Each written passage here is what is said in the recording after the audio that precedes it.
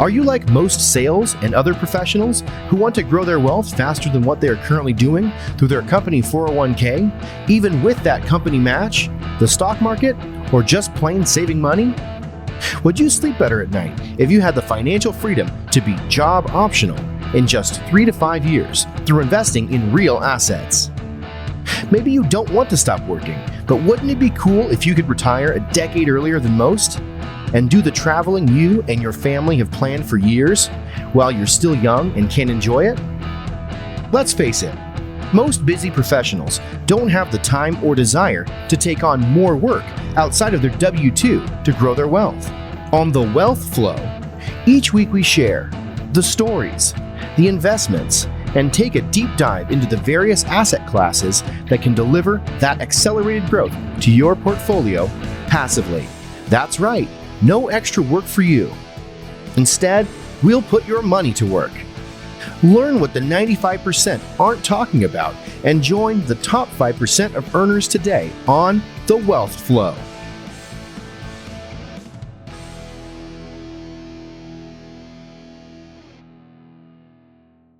Okay, welcome to The Wealth Flow. My guest today is Adiel Gorel. He is a leading expert in real estate and real estate investments in the United States and around the world, a master entertaining storyteller and thought leader.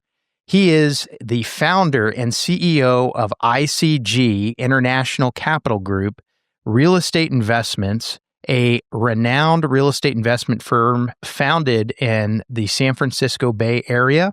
Since 1987, Adiel continues teaching tens of thousands of investors to secure a strong financial future for themselves and for their families, whether for college, a legacy wealth, growth, or retirement. He is also the author of 5 books, including the Amazon bestseller, Remote Control Retirement Riches. As an experienced speaker who has lectured or conducted seminars all over the world, including Stanford, Cisco, Meta, Intel, Microsoft, Berkeley, Amazon, and many others. He has also been featured on Fox Business, ABC, NBC, Fortune, Entrepreneurial Magazine, and is regularly featured in the local San Francisco Bay Area and Los Angeles area media. Adiel also has his own public television show that's been on the air now for 6 years. And in addition to all of that, was also one of the speakers at TEDx 2023. So I am looking forward to this. Adiel, welcome to The Wealth Flow. Keith, it's a pleasure to be here. Thank you for having me. And that was quite a mouthful. I appreciate that. Yeah, no problem. And while I gave a little bit of information on your background, I really would love to start with, where you grew up and what eventually led you to this world of real estate investing. Yes. So I hope it's okay that I begin and then about a minute later, I will touch upon when I grew up, but I won't start with that. And you'll see how it really dovetails. I hope Perfect. It's okay. Yeah, absolutely. So my background is in high tech, completely, IT, Silicon Valley, electrical engineering and computer science. I was living, in Palo Alto, right there in Silicon Valley.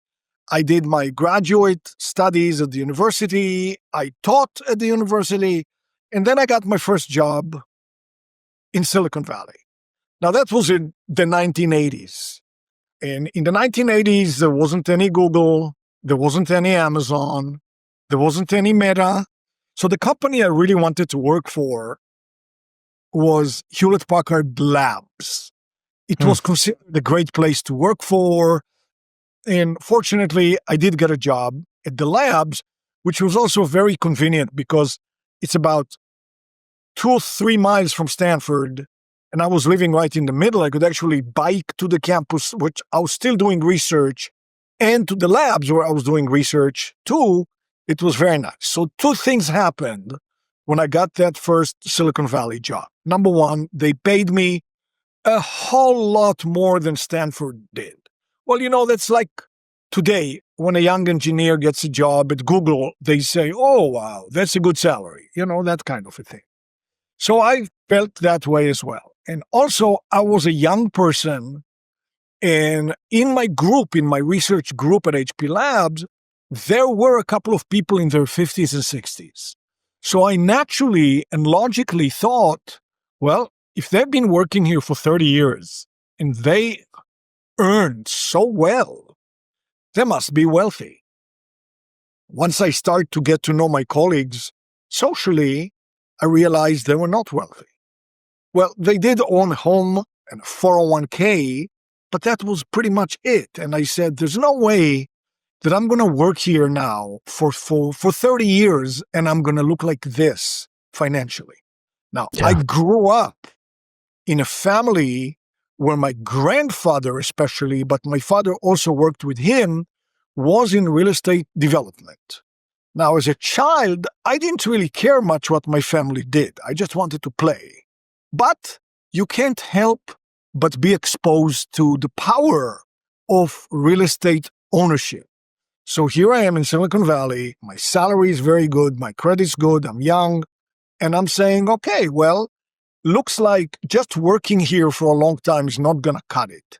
I'm going to have to build my own empire so that when I'm in my 50s and 60s, I will look vastly stronger than these guys do. So I said, okay, well, I'm going to buy rental homes. Now, that was the 1980s. When you read my introduction, you said I started to teach people around 1987. But the time I'm talking about now is about 1983, when I started to look into it. I said, okay, I'm going to buy rental homes. Now, in the 1980s, there was an unwritten rule that everyone seemed to have followed, and that was only buy within 30 minutes drive of where you live. So I followed it too. I was doing what everybody else was doing. I was living in Palo Alto and I was buying rental homes in Silicon Valley, in Sunnyvale, in San Jose, for those people who know the area. And after buying a few homes, I realized I couldn't build the empire that I'd been to in Silicon Valley. Because even in the 1980s, although all the numbers were far lower than they are now, the ratios between rent and price were still just as bad. The rents were too low. They could not sustain building on a large scale. So I had to make a choice. I could either stop it or say, look, I'm going to break the 30-minute rule and I'm going to go somewhere where the numbers work, even if it's far. So I did a little research. Of course, in the 1980s, I didn't have the web, the World Wide Web. There was no www, nothing. Yeah. And Sergey Brin and Larry Page, I think, were in kindergarten. So that didn't help me a lot. There wasn't anything like that. Yeah. But at Stanford, there was the ARPANET that I could reach. And that was the precursor to the internet that we now use and love or hate, whatever it is. And doing a little research, I discovered that if I flew for about an hour and a half out of San Francisco, I would land in a smaller city by the name Las Vegas. And coincidentally, that's still the name of that city, to this day. And I saw, much to my surprise, in Vegas, I could buy the same type of homes I was buying in Silicon Valley for about 1/4 of the price. But the rents on those homes was close to 1/2 of the Silicon Valley rate. So buying for 1/4, renting for 1/2, now that was infinitely better. I started flying to Vegas every weekend. Now, I always looked a little younger than my age, and back then I looked like a boy. The people in Vegas back then had never seen anyone buying out of state. So very young-looking boy from the Bay Area. Nobody's buying out of state. They were super skeptical, and they were sure I'm just there to waste their time. Nobody really was interested.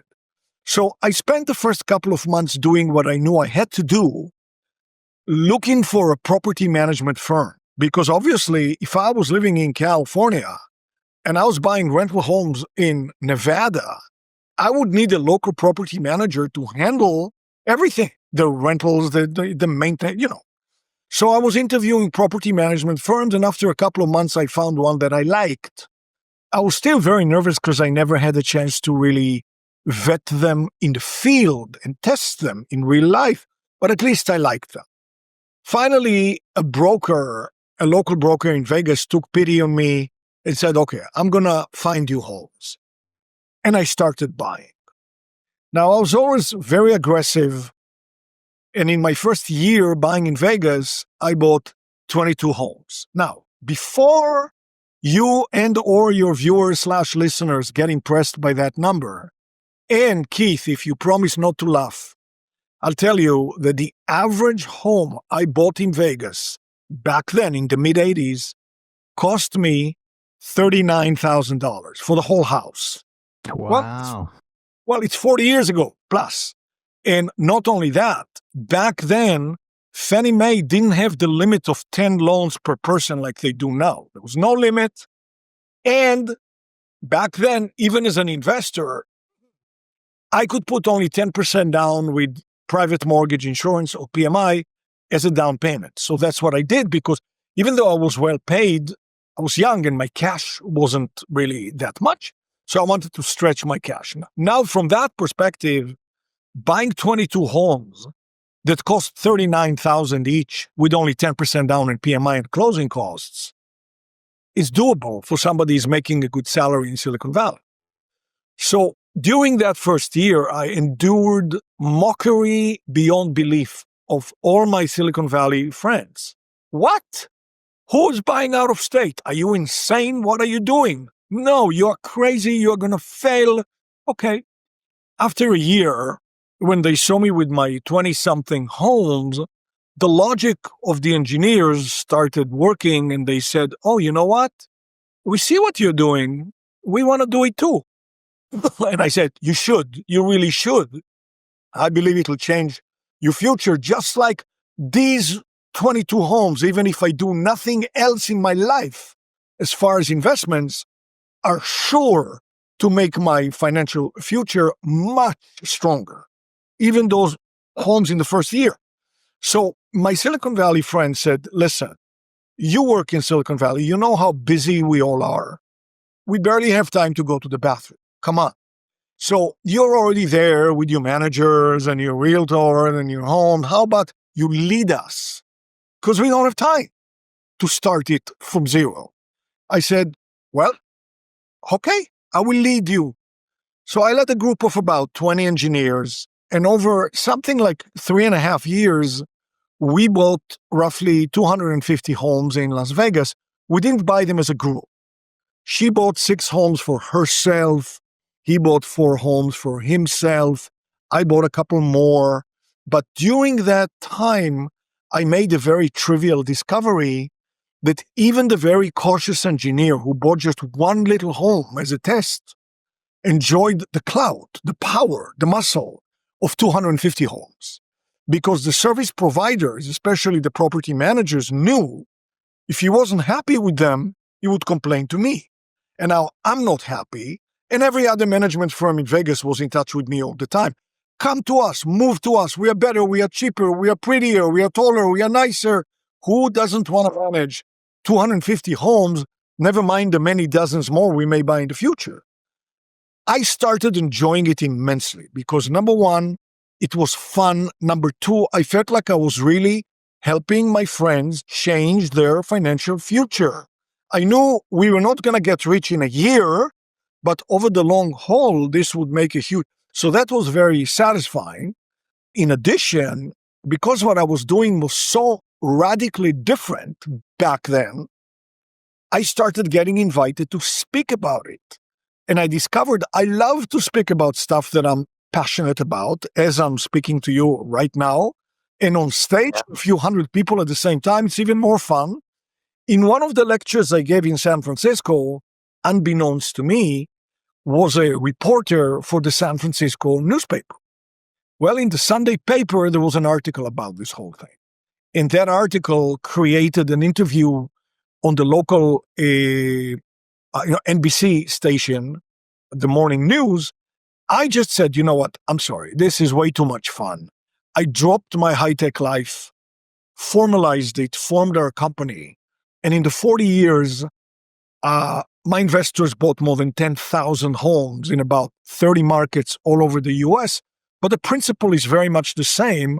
Just after a few years, I realized that I prefer buying brand new homes. But really, now we have markets where we bought 1,000 homes or 2,000 homes. We even have one metropolitan area where we bought more than 3,000 homes. But the principle is the same. We're buying homes, and even the person who comes in and buys one enjoyed the power, the clout of 1,000. And try to keep it simple. Now, I do have to add another layer to this conversation. Something completely blew my mind when I started investing. I mean, I think that your listeners, those of them with a very, very keen sense of hearing, if they struggle really hard, they can detect that I speak with an accent, right? So, I mean, I came from another country. So there was something in the US that completely blew my mind. And it blew my mind to the extent that I've not recovered. I wrote books about it. I did a PBS special about it. I did a TEDx about it. I lecture about it for 40 years. And I'm still not recovered. And in the history of time, all over the world, people made money and built fortunes in real estate. Well, you know, in every country.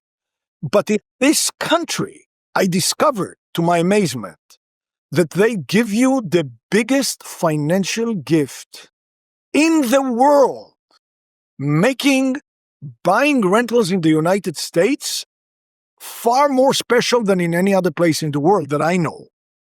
The name of the gift is very well known, but hardly anyone thinks about what it means. The name of the incredible gift is the 30-year fixed rate loan. So people say, or maybe you are even thinking, what? Everybody knows about it. What are they? Come on, that's not. Okay, let me describe what happens when I get invited to speak in Europe. So I tell them, my Americans can get a loan called 30 years fixed. And they say, what does it mean? I say, like the name implies, the monthly payment, principal and interest, is fixed and will never, ever change no matter what happens. And in addition, the loan balance, how much you actually owe, not only goes down with every payment a little bit, but also doesn't track the cost of living. The Europeans are very harsh to me when I say that. They say, what you're saying is impossible. You clearly don't know what you're talking about. And I can't believe I drove 100 kilometers to hear you speak. This is nonsense. And we're going to prove to you that it's nonsense using pure logic. You have inflation in the US, right? Right. You always do, right? Yes. Sometimes it's low, sometimes it's high. The government always pretends it's a little lower than what it really is, you know, like that. I said, yes, absolutely. They say, 40 years ago, you bought a postage stamp for 4 cents. Today, 72 cents, right? Right. 40 years ago, you went to the movies in San Francisco for $2. Today, 14, 15 bucks, right? Yes. If you go to Whole Foods and you buy a beautiful organic avocado, it's $3. You know, we know, everyone knows, in 10 years, it's going to be $5 or $6, right? Right. How is it possible that in this environment where the cost of everything constantly goes up and you need more dollars to buy the same goods because of inflation, some idiot will give you a loan that will be the only thing in the US economy that will never budge?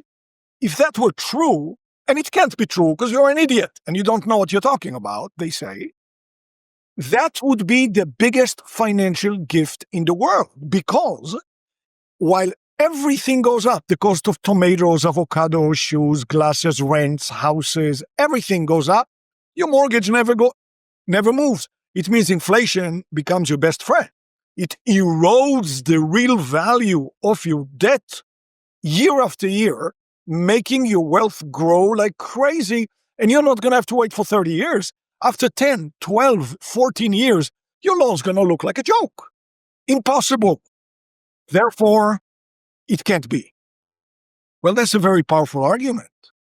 So I ask them, you all have very sophisticated phones. How about you do a little search? They say, oh my God, you really have this craziness in the United States. And the next question is always the same.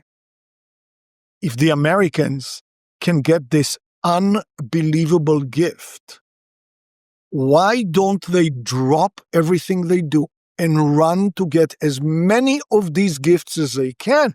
Because it will make them rich. My answer is always the same. I don't know, but I sure did. So some people ask me, hold on a second. You bought so many homes and you've been doing this for 40 years. What are you doing on kids' podcast now? Why aren't you on the beach somewhere retired? This is why. Because I only was in touch with one American in my life that gets it before I explain. Of course, now everybody gets it once I explain. Warren Buffett. He was in touch with me in 2012 regarding the potential purchase of many tens of thousands of homes. He gets the 30-year fixed rate loan. Very smart person. And in fact, there's an article in Entrepreneur magazine about my interaction with him and about the 30-year loan, which I'd be happy to share with your viewers or you. And then he gets it. But he's already quite old. He's 94 now and very wealthy. Nobody else gets it. Literally, I talk to brilliant people. What? 30 years? What the hell? They don't get it. So it's become my job, the guy who speaks with an accent, to illustrate, guys, you have a gift here that's incalculable. Use it. So I want to give you an example out of thousands that I have in the 40 years I've been doing it. So here is an example. Literally, I have thousands of these. I got a call from one of my investors. He's also from Silicon Valley. By the way, not all of my investors are from Silicon Valley. I enjoy, because we'll talk about where to buy soon, buying in affordable places nationwide, it enables people who are teachers and nurses and truck drivers to also change their future. Not just the Silicon Valley people or doctors and lawyers. But in this example, it's a Silicon Valley guy. He calls me up and says, remember me? I started buying rental homes with you when I was in my early 40s. I started by buying one home because I was super busy in my job. It was important to me to see that the property managers really do the heavy lifting. I don't have time to fix toilets, yes? So I bought one home and it leased and became stable and fairly boring. So I bought another one. Now, I understood what you explained about the 30-year fixed, he said. So I wanted to maximize my gifts and also to stretch my cash. So I put the minimum down that I could to get bigger loans and also to have my cash work harder. And I ended up buying 19 homes. Again, not as impressive as it sounds. At the time he was buying these homes, they ran for brand new homes between 150 to 160,000, and he was putting minimal down, making a good salary in Silicon Valley. He said, last year I turned 55. I looked at my 19 homes, and all of them had 17 years left on the loans. They didn't even reach halfway of the 30-year mark. Mm-hmm. But while I bought them with such a small down payment, so my loans were so big relative to the home price, after 13 years, my loans were just about 1/4 of the home price. That's what inflation does to a loan. Never moves while everything else does. So it basically decimated his 19 loans to just 1/4 of the value. So he said, number one, I was super stoked because over 19 homes, I had millions of dollars in equity. Millions. Amazing. But then I took it one step further. I sold 4 of my 19 homes. I didn't do anything sophisticated, anything fancy, no 1031 exchanges, nothing. Sold 4 homes, paid my tax, and I used the proceeds to pay off the remaining small 15 loans. And with 15 free and clear homes, I retired from Silicon Valley at 55. Thank you, thank you, thank you. And then he adds the sentence that every one of my investors says in the future, I should have bought more. Right. Yeah. That's what it looks like. Yeah, it is. It's an amazing tool, and you're right. Most people don't. I mean, you look at any other asset class too, where there's a reason in like commercial, for instance. I mean, they limit you 5 years, 7 year, 10 year if you're lucky, and then you're having to go out and get a new loan. And most of the time, or a lot of times, it's a floating unless you buy the rate, at a fixed. And so, yeah, it really is. It's amazing. And the fact that you can do it with so little down, even as an investment property, particularly with single family, with the small multifamily, it starts to be where you have to put a little bit more money down, so you're having to come up with more of a down payment to continue to expand. But an amazing tool. You're absolutely right.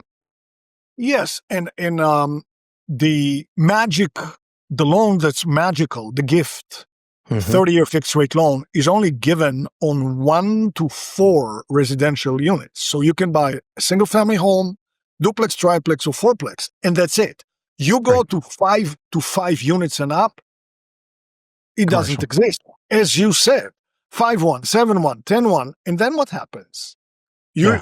We've seen people lose all kinds of commercial properties in the last couple of years when the rates went up and the reset. The 30-year loan is magical. Now, I should say some people, I had an investor ask me, and actually, I'd be happy to share. I get invited to write magazine articles for investment magazines, and I have some of them. So in one of them, I covered this point, but maybe I should cover it now. Some people say, why do you keep saying 30-year fixed? What about a 15 years loan? What a 15 years fixed? Why are you neglecting it? Well, here's why. So, Keith, we know you can pay a 30-year fixed rate loan in 15 years if you want. You just make a bigger principal payment. You can calculate exactly. But can you pay a 15-year loan off in 30 years? No, you cannot. You cannot do that. Right. So the 30-year loan actually includes the 15-year loan inside of it, but gives you the important flexibility in case things happen. Divorce, hardships, you get fired, you can revert back to the lower payment of the 30-year schedule. If you want to pay it off in 15 years or in 11 or 10 or 9 or 2 or 3, do it. It's okay. But 30, now, I personally think that every principal dollar that you pay to make your loan pay faster, you are taking away from the great gift. I let inflation pay my loans down. Why should I let's say I have a loan at 5%, just to pick an example. If I put an extra principal, $1, I just invested my dollar at 5%. Do I want to invest my money at 5%? Of course not. I never made less than 15% a year, IRR on the type of homes that I buy because you leverage them. And it's one of the safest leverage in the world. It's a single family home that a family is living there and it has a fixed rate loan. So, I mean, I personally don't get the 15-year, but you could. We could attack this question from another direction. You could say, let's assume for a second, for the sake of discussion, that the 15-year loan is better than 30. Let's just assume for a second. The same logic would dictate that the 10-year loan would be better than 15. The same logic would say 5 would be better than 10. Same logic would say 1 would be better than 5. Same logic would say buy it for cash. All right. Now let's assume, and it's not an assumption, I think it's real, that the 30-year loan is better. So if the 30-year loan is better, will the 40-year loan be better still? Of course it would. The payments would be lower. You could pay it off in 30 or 20 or 15 or 19 or any place between 0 and 40. You have more flexibility. The 100-year loan would be even better. You can pay it off. So 30-year loan is a magical loan that is given in the United States. People worldwide refuse to believe that it's even true. Warren Buffett sees it clearly. Nobody else does. How can I retire at this point in time? Yeah. No, you got a job. You got a mission to do. Teach everybody. Yeah, for sure. Let me ask you a question on your initial homes that you were buying there in Las Vegas. You mentioned buying 22 homes around the $39,000 price range. What were you starting to see back then from a cash flow standpoint? I recognize that you're going to get, much more than the cash flow with that appreciation, especially in, who would have known what was going to happen with the Vegas market as well. What were you starting to see where your friends were that you were talking to back at Silicon Valley thinking, man, really, you're investing in this, you're able to buy this many, because you may not have even seen the appreciation back then, when you first started, year one, when you buy this and you start getting into it, even year 3, the homes are starting to appreciate, but you're really seeing that a little bit further down your journey into this. But what was compelling about it, from a cash flow standpoint? Keith, you are raising a super important point, and you really, opened the door to a very valuable discussion. One thing I was seeing back then, right away, I was seeing that there was inflation. That's what I was seeing. Okay. And I knew the cost of the tomatoes, the bananas, the avocados, the homes, the rents, the shoes will go up, but my loan wouldn't. Now, we are in an interesting period right now. Several years ago, in the height of COVID, the Fed lowered interest rates to the lowest point in the history of all time. And mortgages plummeted to the lowest point they've ever been, to the point that a homeowner could get a loan with 2.5% fixed for 30 years. Yep. And an investor, usually a little bit higher, went as down as 3.25%, unbelievably low. And then inflationary pressures started, never mind why. The Fed started raising rates and the rates went up. And as we speak today, the rates are a hair below 7. Now, in my history, this is year 41. 7 is an unbelievably good and low rate. For my first 20 years, if you told me that you're going to give me a loan at 7.5, I'll be dancing in the streets. Right. But when you compare it to 3, younger people with the universe just being the last few years, they say, oh my God, it's more than double. And here is the media. So the media is an ever-growing beast. 40 years ago, the media was television and the newspapers. Now the media is TikTok and this talk and this and that talk and there's so many talks and ticks and so many ticks and talks. And you are surrounded by media. Actually, TikTok is a bad example because it's on hold right now. Well, you know what I mean. Yeah, social. I got you. So, I get interviewed a lot by the media, and I can tell you, at least from my very limited experience, the media is a 27-year-old living in a rented apartment with a roommate. Those are the big experts that write the Bibles that we all read and bow to. Of course, they've never bought any real estate. So the media takes every phenomenon and makes it 100 times bigger. And as the time goes by, 1,000 times bigger. So when the rates were super low, the media mobilized to say, oh my God, you can buy homes for 3%. Everybody should buy. Everyone. So everybody reads the media and it's the Bible. You got to do what the Bible says. Millions of people wanted to buy homes. The demand became insane. Supply was actually limited still by the COVID supply chain issues.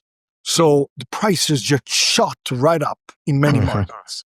Now, as I already mentioned, we like to buy brand new homes. Well, you buy brand new homes from developers. So the developers had a lot of demand, low supply. So they said, look, I have much more business than I can handle. I can afford to be selective. And I don't even want to work with investors, period. Just homeowners, no investors. So during the time where we could get the lowest mortgages in history, we were waiting and, on waiting lists for many months, thankful that we can even buy a home at all. And then the rates ran up. What did the media do? Oh my God, the rates are 6, they're 6.5. The world has collapsed. The universe has been crushed. Life is over as we know it. Don't do anything. People read the media, they follow, because the media is the Bible, they don't do anything. So now the demand has gotten super low. In the meantime, the developers have been working on making the supply more. So now the supply is good, the demand is low. In some places, the prices went down. But now, lo and behold, the builders are so friendly to investors. Yeah, exactly. They love investors. They want to sell you, and they want to give you all kinds of incentive.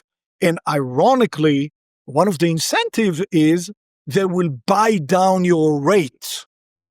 I talked to a builder yesterday that buys down your rate to 4.5. So, but again, what does the media know? It just knows so people consider 7 or 6.5 or even 5 to be very high. It's not, it's very low. Now, today, if you put 20% down payment, which is the common down payment for these days, in fact, some people choose to put 25 to get a little better rate. I don't, but they do. You'll get a break-even-ish cash flow to start with. Not particularly good. Sometimes a little positive, sometimes break-even, sometimes a little negative. Well, I look at these investments as an unbelievable wealth builder in 12 to 14 years. I absolutely don't care what happens in year one. One of the biggest mistakes that people make is think that the cash flow on day one is all that matters. No, it doesn't. I talked to a couple. She works as a nurse. He's an engineer. Between the two of them, they make $300,000 a year. And they say, yeah, but the home has $16 a month negative. Really? You can't buy food? Don't you make $300,000 a year? Right. So I consider the initial cash flow, your salary, your income, your business. Don't put it on the little shoulders of the poor house you just bought with a little down payment. As the years go by, the PI payment never changes. The rents always keep up with inflation at least. So it'll be positive and more positive and more positive and very positive. And guess what? If you listen to the media and you sit on the sidelines and you don't buy, and then you wait until the rates go down, well, guess what's going to happen? The media is going to say, buy, buy, buy, buy, buy. Everybody's going to run in and buy. Demand's going to be high. Prices are going to be, it's going to be hard. Instead, buy now, easy to buy. The builders are friendly. They will even buy down your rates in many cases. If the rates go down in the future, refinance. Yes? Right. But why would the media understand it? They wouldn't, because they're not buying, they're writing. So now let's go back to Vegas. When I started buying in Vegas in the middle of the 1980s, and you can look it up, the interest rates were, are you ready? 14%, 1-4, 14, 1-4. And I already told you, I put only 10% down with PMI. You don't have to be a great mathematician to know that if I put only 10% down and my rates were 14, everything started negative. Negative. So I asked myself 2 questions. Number 1, can I sustain the negative on the 22 homes? My answer was yes, I can. I get paid very well in my job. I'm single, I'm young, my expenses are close to zero. Of course I can. But I had a clear picture, lucky for me. Even at 14%, these loans were fixed, but the rent would not be fixed. So likely in a couple of years, from negative, it would go to break even. In a couple of years, we are positive, then more positive. Then that's exactly what happened, except 2 years later, the rates went down to 12. I refinanced everything to 12. Everything became positive right there. And by the way, what do you think inflation was when the rates were 14? Inflation was high. So the price of everything went up, including rents. And then a couple of years later came the unforgettable day. The media was howling. Single-digit interest rates. Oh my God, we all went out and refinanced to 9.95. And everything became super positive. That's why I don't need to go to stand-up comedy anymore, because when people tell me that 6.9 is too high, nothing could be funnier. Yeah. And so, by the way, the 30-year fixed rate loan is not only an amazing gift, but in addition to all the wonder, if it goes down, you can refinance it down. And people say, yeah, but refinancing has a cost. Well, lenders know very well to build in the cost of the refinance into the loan, and you can calculate in 2 seconds whether it's worthwhile or not. Yeah? Right. So, I mean, rates go down to 4, refinance to 4. In the future, let's say they go down to 2, which I don't really think, but let's say they do, refinance to 2. Don't wait until they go to 2. The whole country is going to want to buy. The prices are going to be crazy. You're not going to be able to even buy as an investor. So, I mean, that was the situation when we started. Yeah. No, that's a great point. And on the interest rates in particular, I haven't quite been in the game as long as you have, but even since I've been in, I mean, I can remember on our first house getting around an 8% and thinking that was great. And on this current house that I'm sitting in today, it's 2.5%. So I did take advantage of the 2.5%. And you're right on the other deal that you were mentioning about, I even on mine, I was prepaying the principal for the next month. So every amount that was contributed to principal, I was like, well, I'm going to get this knocked out in 15 years instead of 30, actually in 7.5, because I've got a 15-year on it. But regardless, I was prepaying in order to do that. Things got a little bit tight. I stopped doing that. And we had the COVID boom. That little marginal amount that I was making payments toward wasn't anything in the amount of appreciation that I received in just a couple of years because the market was hot. It makes there's so much bigger of a swing when you start to see that appreciation than prepaying. So yeah, it's a great philosophy for sure. So why don't we talk a little bit about the markets that you're helping folks in the markets that you're seeing right now that look promising? Yeah. So the articles that I'd be happy to share with your people and with you, and also a link to the TED Talk and to the PBS show, whatever. One of them talks about all the stuff we talked about until now. The second one, I said where to buy. So for me, I've been a student of the demographics in the US for decades. And to me, even if you just look at the census alone, the demographic flow goes down to the Sunbelt states. Sunbelt states to me would be states like Nevada, Arizona, Texas, Oklahoma, Louisiana, Alabama, Georgia, Florida. So I buy in the Sunbelt. I don't buy in the Midwest. I don't buy in the North. I buy in the Sunbelt because I'm a demographic student. So now in the Sunbelt, I choose large metropolitan areas for job diversity and economic diversity. In those large metropolitan areas, I like to buy in the suburbs because usually that means families with kids. It's very stable. The kids go to school. Every kid that goes to school is like a root in the ground. It's stable. And then, as I already said, I like to buy brand new home. I have an article about it. Why buy brand new home? So I'm not going to get into it now. So that's where I buy. Now the more than 10,000 homes that my investors and me, I mean, I bought a lot. I'm still our biggest investor, but my investors much more than me, more than 10,000 homes, we bought them in the Sunbelt states, in large metropolitan areas. Now, many of the large metropolitan areas where we had bought so many thousands of homes don't work today. For example, our biggest market ever has been the Phoenix metropolitan area, where over 20-something years, We bought more than 3,000 properties.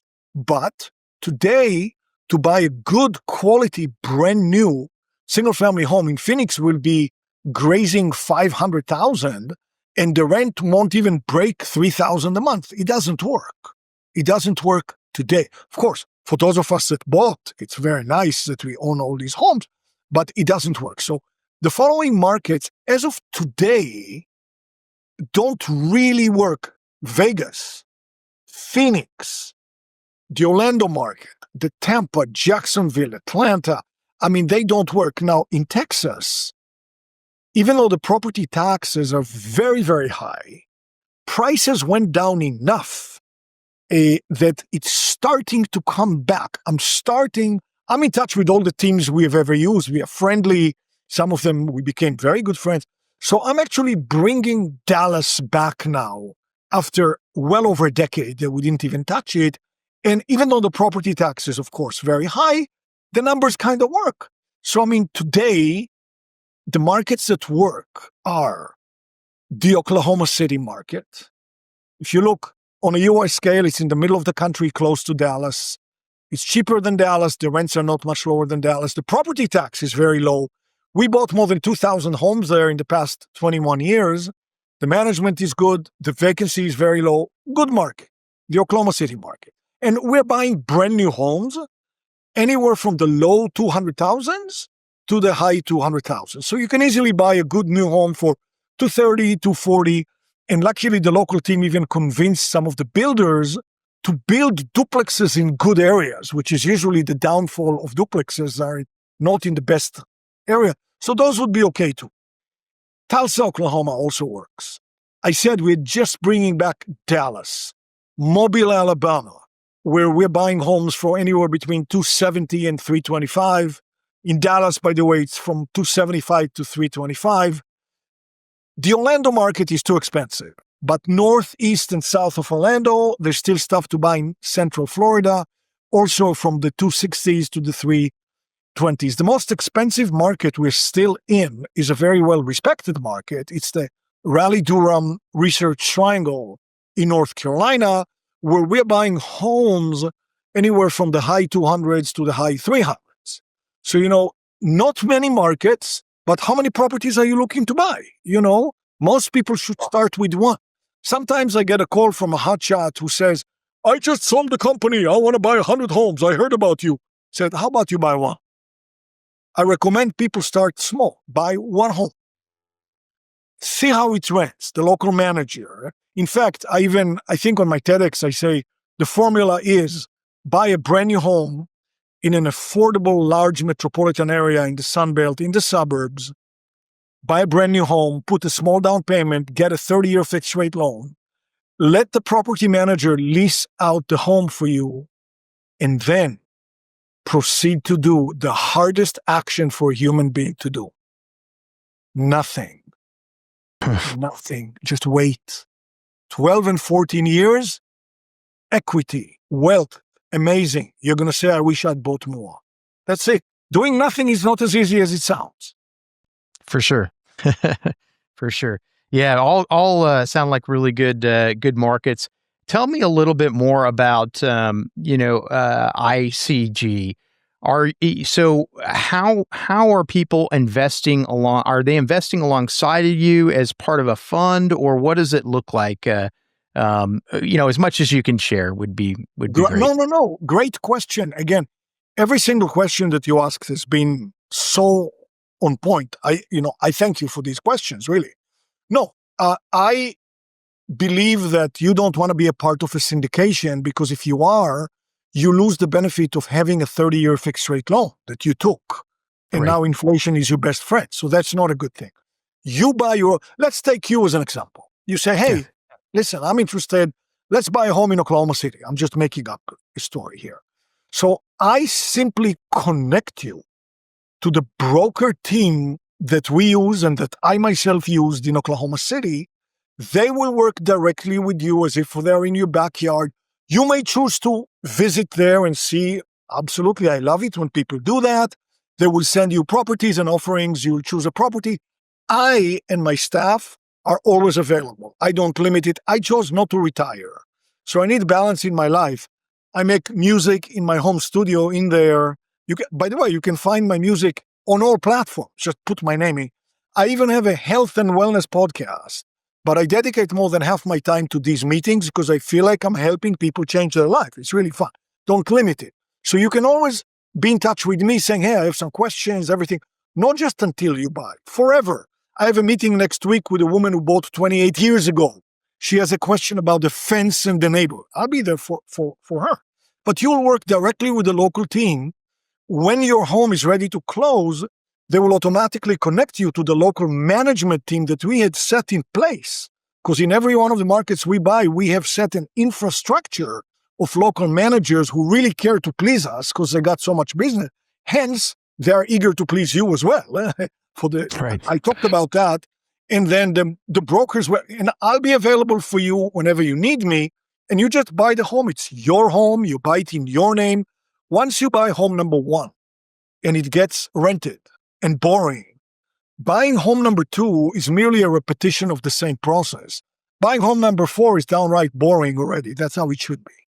Yeah. So basically, that's how we help you. We set the infrastructure in all the markets where I myself own property, and we use the same managers that I use, the realtors that I use, you'd use, and I'll be there to supervise everything on top of it, and they know that we are looking at them, trying to make it as simple as we possibly can. Yeah, makes sense.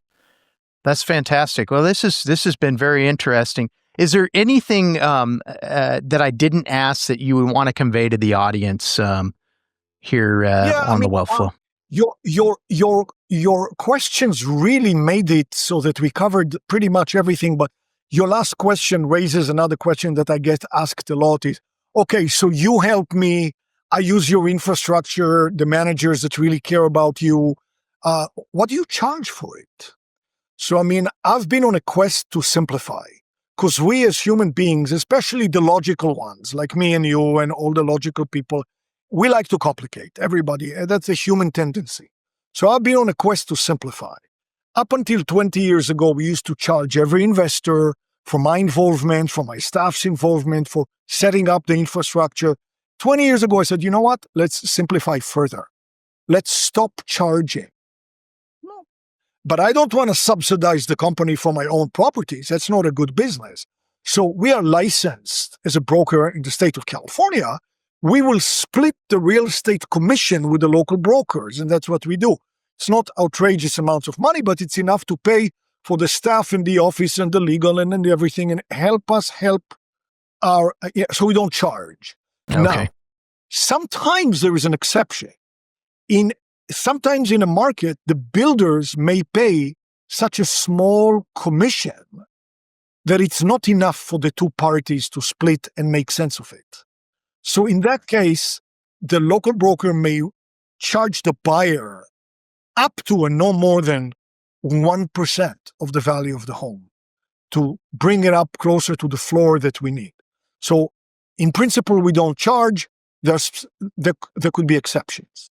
Yeah, no, that makes sense, especially now with some of the changes in commissions. It gets a little squirrely there that sometimes buyers are. I'm a licensed broker here in Texas as well, so we've seen something similar there, where now it's a conversation you have to have a little bit more intent with the potential buyer that you're showing around. Well, this sounds like a great service. It's certainly a great way to be able to get in with some real guidance and utilize that amazing tool that you've talked about, that 30-year loan that, as you mentioned, just isn't around in a lot of different areas. We just don't recognize how valuable it is. So this has been great. I really have enjoyed having you on the Wealth Flow. I do have a couple other questions, but before I do that, if you want to let the audience know, how they can connect with you, how they can learn more about you. I know because prior to recording this, you just do a quick Google search and you'll definitely be connected, but go ahead and let the audience know how they can connect with you. Yeah. So the best way to reach us is on our website, ICG RE real estate, ICGRE.com. And I'll be happy to personally talk with anybody about their financial situation. I enjoy those. Those are the lifeblood of my fun.